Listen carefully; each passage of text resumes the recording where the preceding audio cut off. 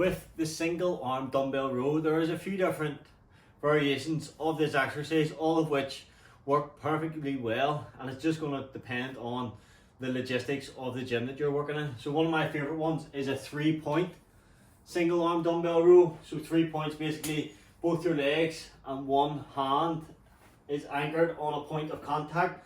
You can go for a split stance, so long as you can get your back in a nice neutral position, not having your hand too high, getting your hand low, depending on where's comfortable for you.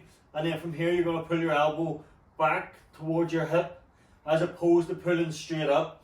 So we want to pull that elbow back to really focus on our back muscles. Alternatively, we can perform this exercise instead of in a split stance but with a nice wide base. Same thing applies. You're pulling that elbow back towards your hip, keeping your spine nice and neutral, trying to get your spine parallel to the ground as opposed to staying way up here. We want to get that spine nice and parallel to the ground so we can really challenge the movement in a horizontal pattern. The third variation of this exercise is with a bench.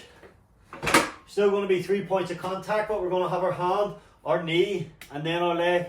I don't have your leg too close. Get your leg out nice and wide, and then that way it's going to leave you room to row into. And remember, we're pulling back towards our hip, not straight up, always going back with the elbow.